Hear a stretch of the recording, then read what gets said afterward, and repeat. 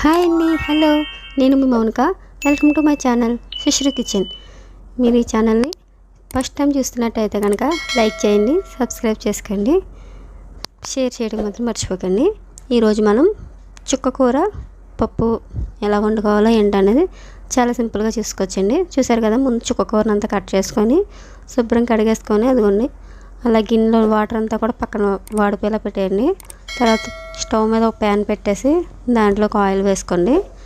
చూసారు కదా, ఆయిల్ మరిగిన తర్వాత దాంట్లో ఒక స్పూన్ జీలకర్ర, అలాగే కొంచెం కరివేపాకు వేసుకొని దాన్ని కలపండి.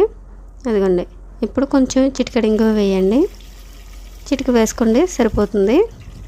అలాగే ఒక 4-5 వెల్లుల్లి రేఖలు, ఒక 2 ఎండుమిర్చి కట్ చేసుకొని వేసేసుకొని చూసారు కదా ఫ్రై చేసేయండి.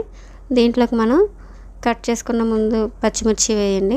తర్వాత అలాగే ఆనియన్స్ కూడా ముందుగానే కట్ చేసుకున్నాం కదా, ఒక ఉల్లిపాయ సరిపోతుందండి. ఎందుకంటే పప్పులోకి కాబట్టి ఎక్కువ ఉల్లిపాయలు అయితే అవసరం ఉండదు. అదిగోండి, ఇప్పుడు ఆ ఉల్లిపాయలు అన్నీ మగ్గడం కోసం కొంచెం ఉప్పు వేసుకోండి. అలాగే చిటికెడు పసుపు వేసి కలిపేసుకోండి, మొత్తం ఫ్రై చేయండి. అదే ఇప్పుడు దీంట్లోకి ముందుగా కడిగి పెట్టేసుకున్నాం కదా చుక్కకూరని, దాన్ని మొత్తం యాడ్ చేసేయండి. ఇదంతా యాడ్ అయ్యి అదిగోండి మొత్తం ఇదంతా కలిపితే ఇది మగ్గేటప్పటికి మనం పప్పు ఆల్రెడీ ముందు నానబెట్టేసుకొని అదిగోండి దీన్ని కుక్కర్లో వేసుకొని అది మగ్గేటప్పటికి మనం పప్పు ఉడకపెట్టుకోవచ్చండి. అక్కడ చుక్కకూర ఉడుకుతూ ఉంటుంది కదా ఈ మధ్యలో, కాబట్టి మధ్యలో మనం పప్పును కూడా యాడ్ చేసుకోవచ్చు కుక్కర్లోకి. ఒక గ్లాస్ పప్పుకి 3 గ్లాసులు వాటర్ వేసి పప్పు విజిల్స్ రప్పించండి. 4 విజిల్స్ రప్పిస్తే పప్పు మొత్తం స్మాష్ అయిపోతుంది. అదిగోండి కుక్కర్లో పెట్టేసుకున్నాం కదా మనం పప్పు, కుక్కర్లో పెట్టేసుకుంటాం 4-5 విజిల్స్.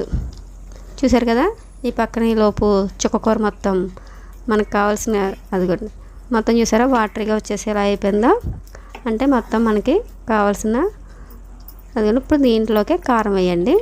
1 స్పూన్ కారం వేసుకొని మొత్తం కలిపేసుకోండి. కలిపేస్తున్న తర్వాత చూసారు కదా మొత్తం చుక్కకూర అయితే మాత్రం మొత్తం పర్ఫెక్ట్గా స్మాష్ అయిపోయింది, మనకి బాగా ఉడికి కర్రీకి రెడీ అయిపోయింది.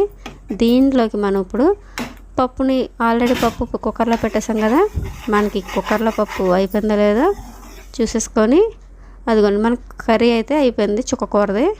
ఇప్పుడు ఆ కర్రీలోకి చుక్కకూరది అయింది కదా, దాంట్లోకి ఈ పప్పుని యాడ్ చేసేయండి. అదిగోండి మొత్తం చూపిస్తున్నట్టుగా వీడియోలో మొత్తం పప్పు యాడ్ చేసి కలిపేయండి. అలా కొంచెం ఒక 5 మినిట్స్ ఉడకనిస్తే మనకి ఎంతో టేస్టీగా చూసారు కదా అదిగోండి. చూసారు కదా ఎంత బాగా వచ్చిందో. మీకు ఈ వీడియో నచ్చితే లైక్ చేయండి, సబ్స్క్రైబ్ చేసుకోవడం మర్చిపోకండి, పక్కన ఉన్న బెల్ నొక్కండి. అదిగోండి పప్పు చూసారా ఉడుకుతుంది. చూసారా ఎంత బాగా ఉడికేస్తుందో మనకి, అంటే మనకి ఆల్రెడీ పప్పు అయిపోయింది, ఇంకా లాస్ట్కి వచ్చేసింది. సో మనం దాన్ని సర్వ్ చేసుకోవడమే, తినేయడం అండి. ఉప్పు అది చూసుకుంటాం కదా మనం లాస్ట్లో, సరిపోకపోతే దీంట్లోనే ఉప్పు వేసుకొని కలిపేసుకోండి మళ్ళీ. ఇప్పుడు మళ్ళీ టేస్ట్ చూసుకుంటే మనకి ఉప్పు అడ్జస్ట్మెంట్ని బట్టి మన టేస్ట్ని బట్టి వేసుకుంటాం కదా, అంతే అండి. చూసారు కదా ఎంతో టేస్టీగా ఉండే పప్పు అయితే మాత్రం రెడీ అయిపోయిందండి. ఇంక 2 మినిట్స్లో మనకి స్మెల్ అయితే వస్తూ ఉంటుంది. చుక్కకూర చాలా హెల్త్కి కూడా చాలా మంచిదండి. మనం పప్పు కూడా దాంట్లో ప్రోటీన్స్ కూడా ఎక్కువగా ఉంటుంటాయి కదా, సో చుక్కకూర పప్పు అన్నది చాలా హెల్త్కి కూడా చాలా బెనిఫిట్స్ ఉంటాయి. సో ఒకసారి మీరు ట్రై చేసి పిల్లలకి పెడుతూ ఉండండి. పిల్లలు ఇష్టంగా తినకపోతే కనుక ఇలా ట్రై చేసి పెట్టండి. ఆకుకూరలు తినమంటారు కదా, కానీ పప్పు అయితే పిల్లలు కూడా తినేస్తుంటారు. మీరు ఒకసారి ట్రై చేసి ఎలా వచ్చిందో నాకు కామెంట్ చేయండి.